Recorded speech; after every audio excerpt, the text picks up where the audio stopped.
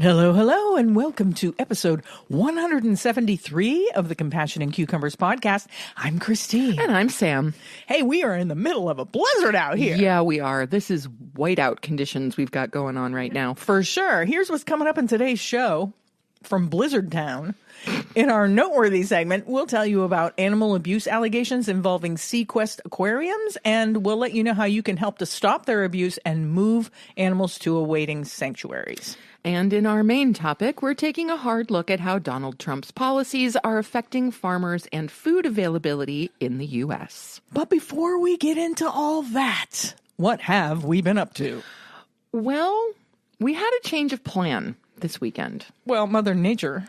Yeah, Mama Nature changed the plan for us. Yeah. We were supposed to go to Pittsburgh on Friday.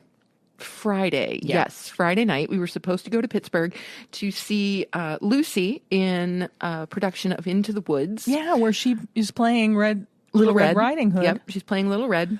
We were so disappointed. We really, really were. Yeah. But circumstances being what they were, I absolutely had to be back by 9 a.m. on Saturday to do an open house.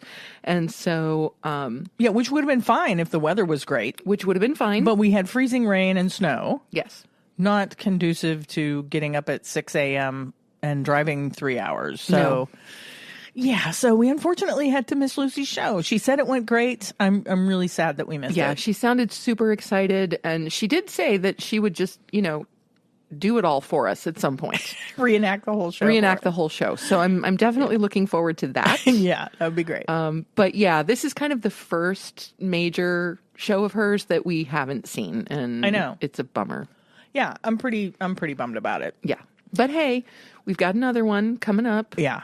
In March. Yeah. I believe, for Children of Eden. So yeah, hopefully we'll make it to that one. We will make it to that one. We will make it to that one. Yes. Mother Nature be damned. Indeed. So what else have we been up to? Not a whole heck of a lot. No. It's been snowy and blowy here. Mm-hmm. And we've just been kind of hunkered down over the weekend. We just kind of hunkered down after Sam had her open house on Saturday. Mm-hmm. She came home and we hunkered. Yeah, and it was actually really nice. Yeah. And yesterday, as we were going to bed, I realized that Sunday was my last day off for like 3 weeks. Yeah. And I'm like, oh, glad we took this one. Yeah. Really glad that I was just a slug today. Yeah, maybe it's a good thing. Yeah. So we haven't been up to much. Nope. But we do have a recipe this week. Do we ever? So here is this week's recipe of the week.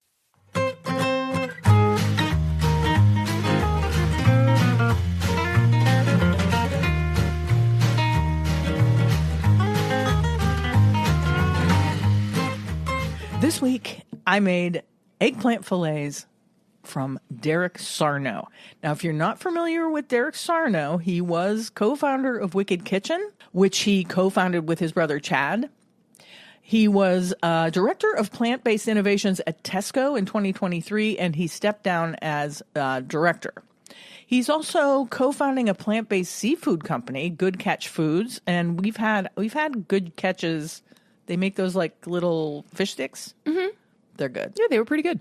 Yeah. You know what? He's also responsible for some of the vegan menu at Wagamama, I just discovered today. Really? Yeah.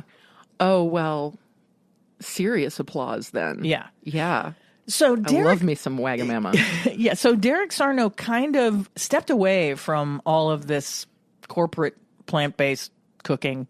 He is an ethical vegan, and he started a YouTube a couple of years ago, a cooking YouTube channel, which is fantastic.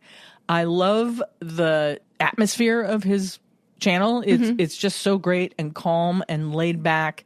He spends a lot of time with his dog on the channel while he's cooking, which is cool. The dog has like cameos where the dog butts in and calls him an idiot and stuff like that. Yeah. It's great. I just love him. His recipes are, every one of them is like, oh my God, I want to make that. They're different and they're really creative. Mm-hmm. And he has no measuring cups or anything. No measuring cups, no measuring spoons. He uses his hands and a big giant tablespoon.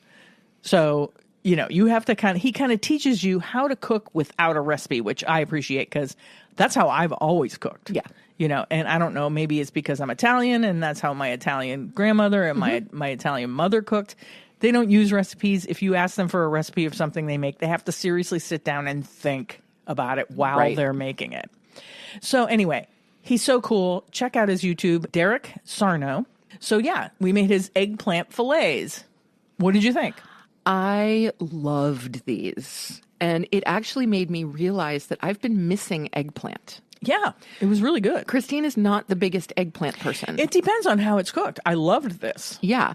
So, but because she doesn't tend to be an eggplant person in general, we don't really make a lot of it. Right. You don't buy or cook eggplant on the regular. Yeah. So this was such a treat for me because I love eggplant. And in this kind of, panko breaded, pan fried iteration, it was just glorious. Yeah. You do it in like a cast iron so it gets a nice crispy crust on it. And I actually made his entire meal, which was the eggplant fillets. Yep. He makes a great slaw. I did do a different take on his slaw, but that's fine.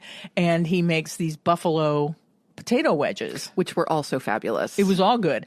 I did also what he makes like a tartar sauce because he adds nori to his to make it kind of like a fish fry. Yep.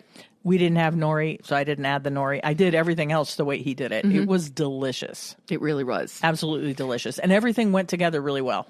It was. It was perfect. Yeah. Yeah, and just such a treat and so great to come home to on a super blustery winter day. Yeah. So I'm going to include a link to the YouTube video. In the description of his YouTube video, you will find the recipe for everything that he makes. It's so fun. You got to check out his channel. Love him. Well, enough about food. Let's move on to our Noteworthy segment. Yes. So here we are taking a look at an article from MSN.com talking about how the state of New Jersey is moving to strip Seaquest Aquarium's permits after animal abuse allegations. A controversial Middlesex County aquarium is a step closer to shutting down. The State Department of Environmental Protection sent a letter to Seaquest Woodbridge on January 31st, notifying the aquarium it has started to revoke its permits. The move comes 2 years after state officials placed the facility on probation after years of animal abuse allegations. A spokeswoman for the State Department of Environmental Protection said Seaquest has 20 days from the delivery date to appeal the notice. The Notice of Revocation and Administrative Order requires Seaquest to comply with all permit regulations and prohibits Seaquest from transferring any regulated species to another location without the department's permission, Karen Shinkse, the department's spokeswoman, said in a statement. If Seaquest requests a hearing to appeal the notice, the state will review the request and either grant or deny a hearing, according to the letter. A denial would be considered the agency's final action, it said. But if Seaquest does not request a hearing within the 20-day time frame, the denial of permits will become final on the 21st day. Seaquest Woodbridge officials did not respond to a request to comment. Yeah, so Seaquest, not just this Woodbridge location, but all Seaquest locations have been kind of under fire for having numerous allegations of harm towards animals, of neglect towards the animals, and there is a call to action out for the Woodbridge location. You can contact the Woodbridge Board of Health's David Kologinsky and urge him to revoke the Seaquest permit and release the farmed animals to the sanctuaries that are on standby. And his information, which we will include in the show notes, his phone number is 732-855-0600, or you can email him at david.Kologinsky, that's Kologinsky, at twp.woodbridge.newjersey.us.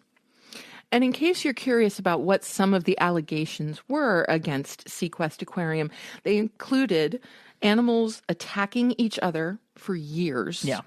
Poorly constructed enclosures, inadequate veterinary records, and animals found with missing limbs. Yeah. Now, Seaquest goes as an aquarium. They go by the name of an aquarium, but it's basically a petting zoo. They have farmed animals and other animals on their property.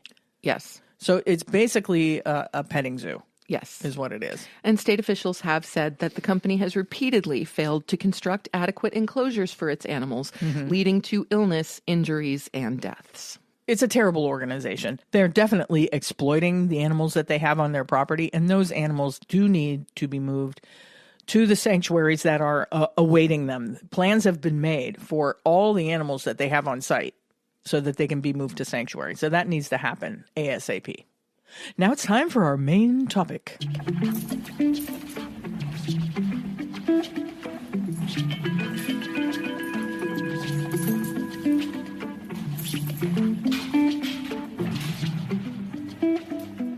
This week's main topic: how Trump's policies are affecting food availability and farmers in the U.S. Yeah, so a number of President Donald Trump's policies in 2025 are poised to influence food availability in the United States through several key avenues. First, we have trade policies and tariffs, which I'm sure you've heard quite a bit about in the past couple of weeks. Right. We've heard nothing but tariff. That's right. Well, I wouldn't say nothing but we've heard a lot of tariff. Yes. So, to date, the administration has implemented higher tariffs on imports from countries such as Canada, Mexico, and China. These tariffs are anticipated to raise the prices of imported goods, including essential food items like fruits, vegetables, and grains, thereby affecting their availability and affordability for U.S. consumers. Yeah, also affected is agricultural research funding. Recent budgetary decisions have led to significant cuts in funding for agricultural research programs managed by the U.S. Agency for International Development, USAID. I'm sure you've heard how Elon Musk and his cronies have basically shut down USAID. And this reduction has resulted in the suspension of operations across 17 research laboratories in 13 states, potentially hindering advancements in agricultural technology and productivity that are vital for sustaining and improving domestic food supplies.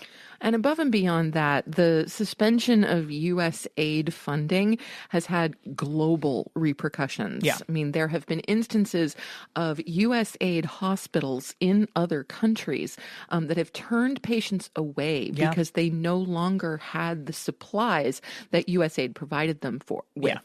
There was one 73-year-old woman who died because she was turned away from an emergency room because she could not get oxygen. Right. And you will hear some people say, well, why are we sending money to other countries so that why can't they take care of their own? Well, we are a superpower. And with that comes the responsibility for humanitarian aid. That's right. And that's what has made the United States what it is today. Well, not what it is today, but what it has been. What it in has the past. been, in the past, yes. And what it perhaps strives to be. Yeah, and people who seem to think that none of our tax dollars should go to humanitarian aid never have struggled a day in their life, obviously. Yeah. And there are people in countries around the world that they have come to the point where they count on that aid. Yes.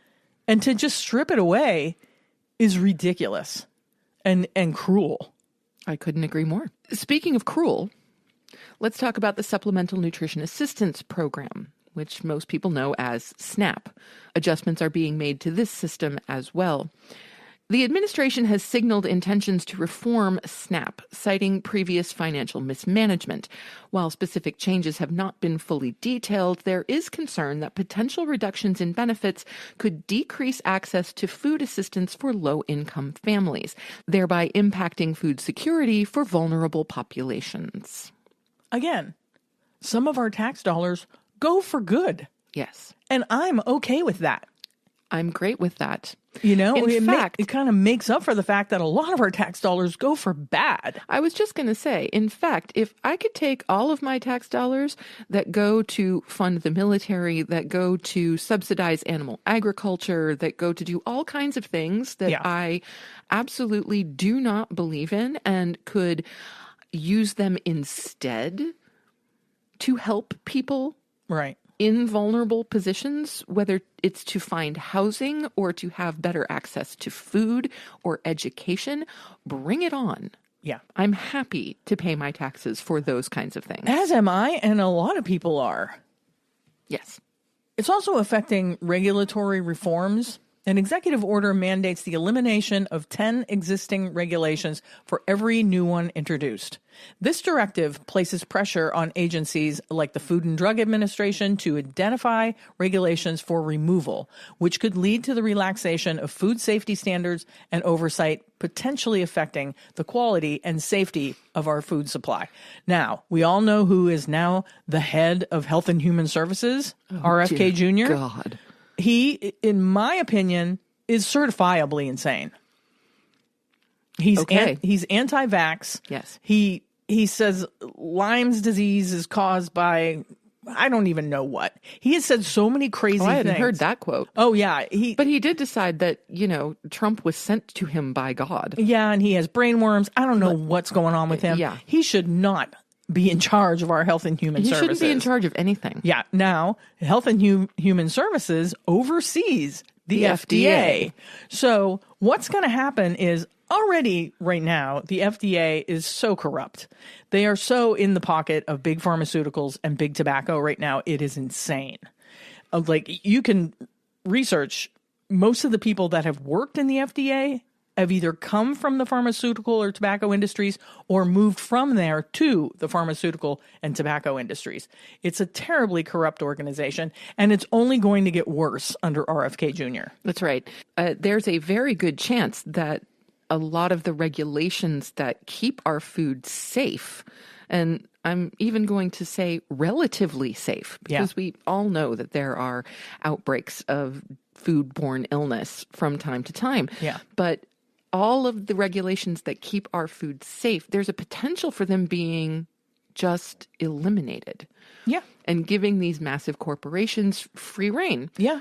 Sure, it doesn't matter anymore. We don't need quality control anymore. We don't need to ensure that all of the ingredients are exactly what they say they are and that they are healthful for human consumption. That they're safe for consumption. That's right.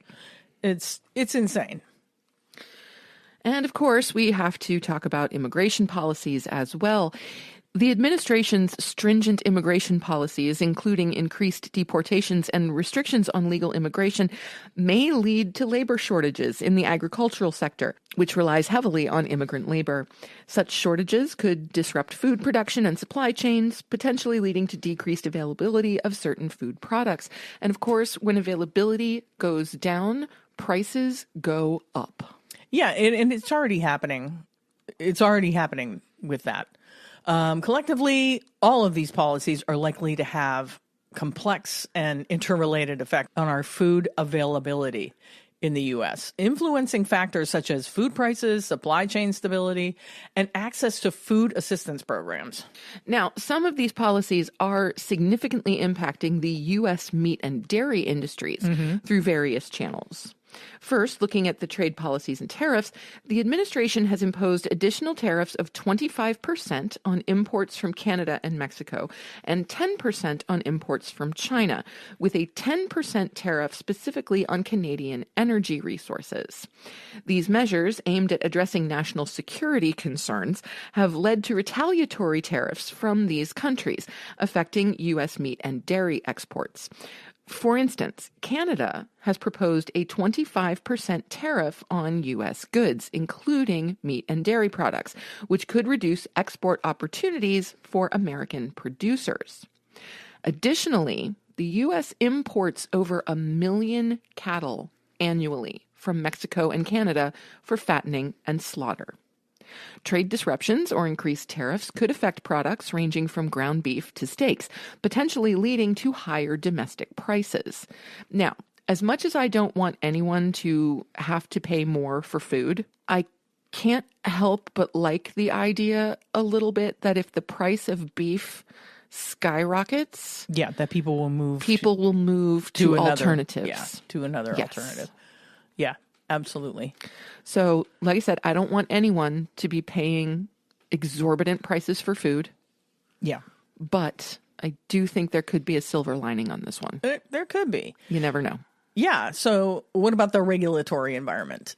industry groups have advocated for deregulation to reduce operational costs. The Meat Institute, for example, has provided strategies to the administration to lessen regulatory burdens, aiming to address meat prices for consumers. While deregulation could lower costs, it raises concerns about potential compromises in food safety, environmental standards, and worker protection. And we're already at a terrible place with all of those things. Yes. And we have, the bird flu going on right now. We already have terrible worker protections in the meat and dairy industry. If they get worse, I can only imagine how bad it will get. Yep. The combination of tariffs and potential deregulation contributes to economic uncertainty within the meat and dairy sectors. Tariffs may lead to increased production costs and reduced export markets, while deregulation could result in short-term cost savings but pose long-term risks related to food safety and environmental sustainability. Analysts predict that these policies could raise food prices by up to 25%. Yeah. And affect the entire supply chain. Yeah. So, what does all that mean? President Trump's 2025 policies are creating a complex landscape, to say the least, for the United States meat and dairy industries, influencing trade dynamics, regulatory frameworks, and economic conditions. But what does it mean for produce? That's right. What does it mean for those of us who don't consume meat and dairy? Because so far, it's looking okay for us. Yeah, not for the workers, but for people who don't consume those things. That's sure. Right. So President Trump's 2025 policies are significantly impacting U.S. produce farmers through several key areas. The administration has imposed substantial tariffs, again, on imports from Canada, Mexico, and China, leading to retaliatory tariffs. These actions have disrupted established trade relationships, making it more challenging for produce farmers to access international markets and potentially leading to an oversupply in domestic markets, which can depress prices. It also means there's going to be labor shortages, right? Yes, absolutely. Because of the immigration policies, strict immigration enforcement has resulted in labor shortages, particularly affecting produce farmers who rely heavily on immigrant labor for planting, cultivating, and harvesting crops. The lack of available workers has led to unharvested produce and financial losses for farmers. There's produce sitting, rotting. Yes. And I've actually seen a number of videos on YouTube in agricultural states where people are sitting down with farmers and, asking who they voted for. Right. And they all say they voted Trump. And they say, well, how do you feel about that now? He said, if the election was today, I would never vote for him. Yeah, he relied heavily on the rural and the farm vote. Reorganization within the U.S. Agency for International Development, again, USAID, has halted operations in 17 agricultural research laboratories across 13 states. These laboratories were instrumental in developing advanced seed technologies and farming practices tailored to various crops, including fruits and vegetables. The cessation of their activities limits innovation and access to improved crop varieties for produce farmers.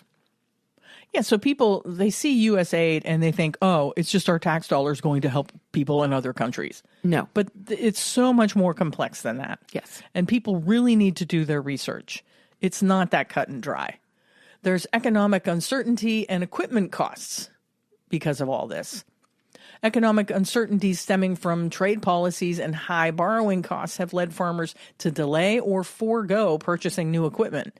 Companies like Deere and Company, John Deere, have reported significant declines in revenue due to subdued demand for farm machinery, reflecting the broader financial challenges farmers face under current policies. So farmers are not spending money right now because they know it's about to hit the fan. That's right. Yeah. So collectively, these policies contribute to a complex and challenging environment for all of us here in the U.S., and especially for produce farmers, affecting their financial stability, access to labor, and the ability to innovate. Well, then we come to the question, and I mentioned this just a second ago. Yeah. Did farmers support Trump's 2024 bid for election? Yeah. The answer is overwhelmingly yes. Absolutely, they did. In the 2024 U.S. presidential election, the farming community demonstrated substantial support for Donald Trump. A survey conducted by DTN Progressive Farmer revealed that nearly 70% of rural Americans favored Trump, with only 19% supporting Vice President Kamala Harris. Further analysis indicates that in farming-dependent counties, defined by the U.S. Department of Agriculture as regions where at least 25% of average annual earnings are derived from farming, or 16% or more of jobs are in farming, Trump secured an average of 77.7% of the vote. This marked an increase of nearly 2 percentage points compared to the 2020 election.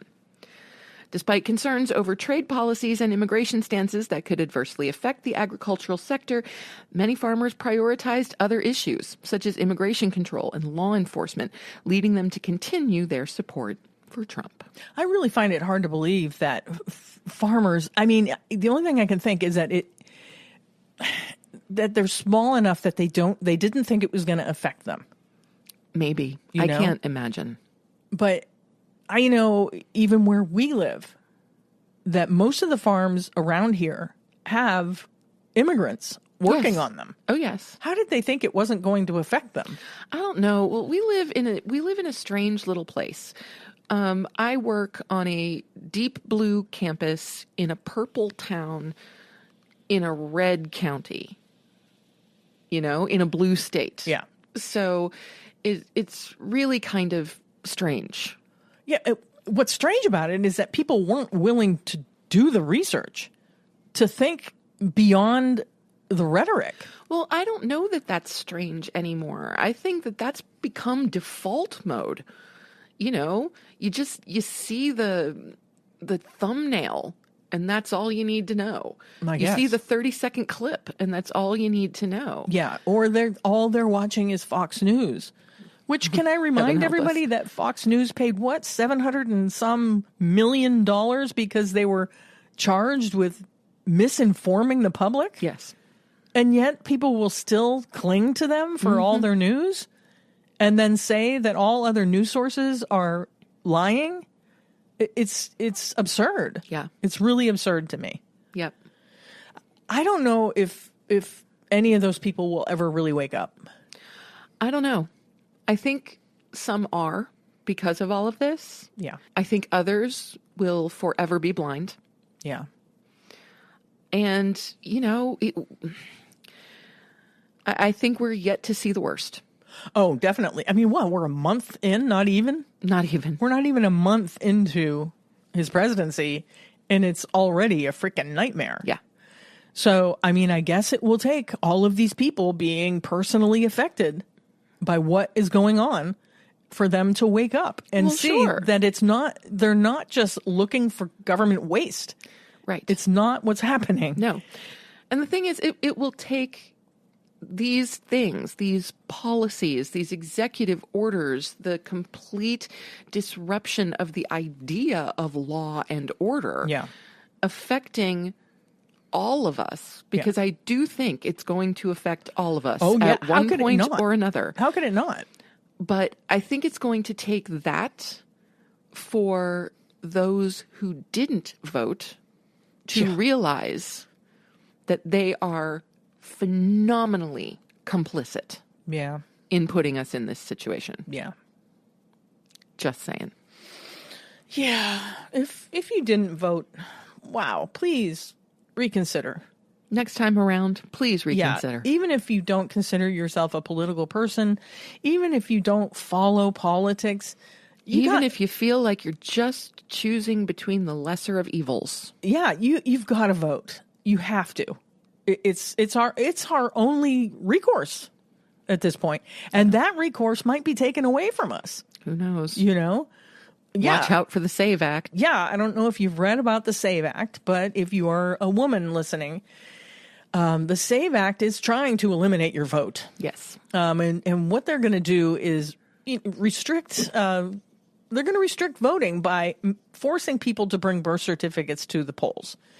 And now they're saying that if a woman is married and took her husband's name and her identification and her voter registration does not match what's on her birth certificate, that they might not let her vote. Hey, it's really great then that you didn't change your name when we got married. I guess so. Cool. So if you did change your name when you got married, you might want to seriously look into changing it back. It's not an easy process. No. But I would start now. Yeah. They haven't passed the SAVE Act, but if it goes through, we're in a world of hurt because we are. The woman vote, I sent Sam a map. It was a video of a map being filled in. Yeah. And the map was a hypothetical situation. If no men voted in the last election and it was only women voting, and the blue across the United States was amazing. Sure, there were states like Texas and, I don't know, maybe Georgia. There were definitely southern states that still went red. But an enormous amount of our country went blue if it was just women voting. Yeah, hang on. Oh, there it is. There it is. Here's the video. The entire blue wall that used to run from Pennsylvania to Ohio, through Indiana and Illinois, Michigan. That's nice and solid blue, except for, well, Ohio. Oh, it's beautiful.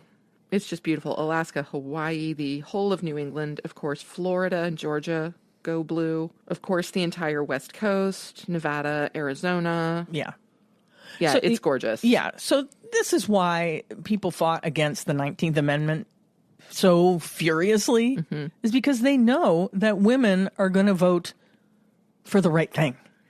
Often. They're going to vote to put tax money into programs that help people, that help children. But again, just like we can't, I think, was it last episode that I was trying to keep you from dissing men in general? Yeah, I mean, I'm generalizing, but... Right, absolutely, because we can't discount all of the women who did vote for Trump.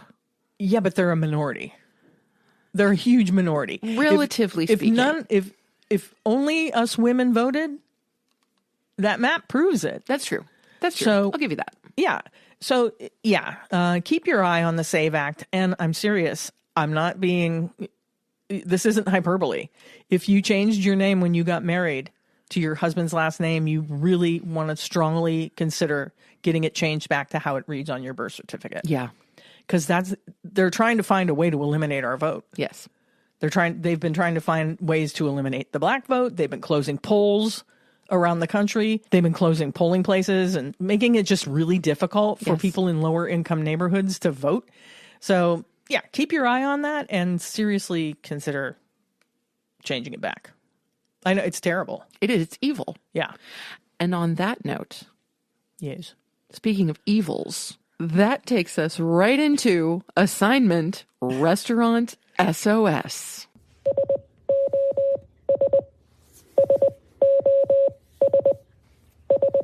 Oh, what a segue that was. Telling you. So this week's restaurant in our assignment Restaurant SOS is Good and Evil Vegan Eats in North Tonawanda, New York. The owner of Good and Evil Vegan Eats, Sean, has just recently been able to reopen the restaurant after a scary bout with kidney stones and a severe kidney infection. We cannot tell you how grateful we are that Sean is now well and back to doing his amazing kitchen wizardry. Yeah, the restaurant is back up and running, but they really need our support. So we're asking you to support them. If you're anywhere near North Tonawanda, please go get a meal and then send us a picture of that meal. Let us know what it is, and we will include you in this month's We're Gonna Buy You Dinner contest. Yeah. And I do think that's what we should call it. Yeah. We're going to buy you dinner. Yeah, and there's only 1 week left. That's right. So next week will be the last week that you can get. Right, because there's only 1 week left, and that means that this is the last week. Exactly. Yeah. Exactly. Queen of redundancies. My brain isn't working so good. It's okay. I think it's because I'm too full. You're too full of eggplant? Yeah. That'll happen. Do you want to take a look at Good and Evil's menu? Well, when do I not? All right. Well, first of all, Sean's menu is huge. It is. And if you go in there, he'll have a specials board, and then he has 2 big menu boards. It's so hard to decide what to have because he has so many options. Oh my gosh, he now has Mongolian sweet potato fries. I mean, come on. Sweet potato fries with an orange glaze, wasabi mayo, green onion, and sesame seeds. Yeah. Cool thing about Good and Evil is, oh my God, they house make everything. There's not a bought product on their menu. Nope, nothing commercial. Yeah, they make all their own proteins and they're delicious. Most of them based in pea protein or tofu. So good. The sandwiches, the burgers, they're all to die for. And they really are. I think we've talked about it before. The sauces and stuff that he puts on their burgers and their sandwiches. And even sometimes he does like a Chinese night. And oh my gosh, I swear, best sweet and sour chicken I've ever had. Yeah, so good. Oh my God, amazing. And then they make these really great desserts. They do these, what they call a crack roll, which is like a hand pie. Yeah. Yeah, and they usually have different flavors, but they have a peach one and apple one. They're like the little... It's a peach cobbler. So, and the peach has been my favorite. Well, no, the apple's really good too. Anyway, they're really, really ridiculous. But it's a peach cobbler or an apple cobbler placed in an egg roll. Yeah. And deep fried. They're so good. And then he serves it with vanilla bean icing made from cashew milk. It's phenomenal. Yeah, and they call them crack rolls because they're like crack. They're addictive. They're so good. Yes. They're so good. So if you have not been to Good and Evil Vegan Eats and you live anywhere near North Tonawanda, New York, please be You are missing out if you haven't been there. You are. Please be sure and check them out. And like I said, send us a picture and we'll buy you dinner. Yeah, we will. At Good and Evil. It's time for our favorite portion of the show. Hey, must be listener shout out time. It's listener shout out. Just want to give a shout out to all my fans watching. I love you guys. I love you. This week's listener shout out goes to Maggie McBurney, who we met in Syracuse at Vegan Trivia Night. Thank you so much, Maggie, for playing and for listening to the show. Hey, Maggie. Yeah, thanks for listening and playing trivia with us. It was so fun. So send us your t-shirt size and address so we can send you a Compassion and Cucumbers swag bag. You can text us using the link in our show notes. Be sure to include your name. You can email us that information at compassionandcucumbers@gmail.com or simply DM us on Instagram or Facebook. For the rest of you out there, if you'd like a listener shout out, just email, DM, or text Christine. Let us know what you think of the show and tell us a little bit about yourself. You can also always nominate someone else for a shout out. You can. Oh, a little side note. Those texts, that link, just know we can't respond to you. Yeah. It's a one-way kind of thing. And that's to preserve your anonymity. Your privacy. So if you have texted us through that link and you're like, well, they never got back to me, it's because we can't. Just know that we did receive your text and thank you for your text, but we can't respond to those. If you want something that we can respond to, drop us an email. I'm on top of it, or a DM. I'll respond to any of that. So it's time to wrap this baby up. But before we go, please don't forget to subscribe to the show on your favorite podcast app and subscribe to our YouTube. Leave us a review and a rating so that we can reach more wonderful people like you. Also, you want to get news about the show or find out what's going on, be the first to know what's going on the show, subscribe to our weekly newsletter at our website. It's compassionandcucumbers.com. And with that, it's time to sign off. You have just listened to episode 173 of the Compassion and Cucumbers podcast, and there's nothing left to say but where cukes and compassion are always the fashion. On the podcast. Thanks, James. Have a great week, everyone. We'll talk to you next Tuesday. We love you. We do. Take care of yourselves. Bye-bye. The end.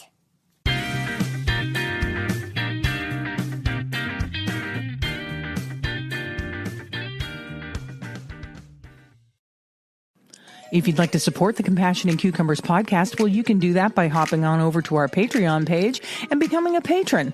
We have all the recipes from our vegan kitchen series up there, and we'll be adding some patron-only episodes in the near future. So thank you for supporting us at whatever level that you choose, and thank you again for listening to Compassion and Cucumbers podcast.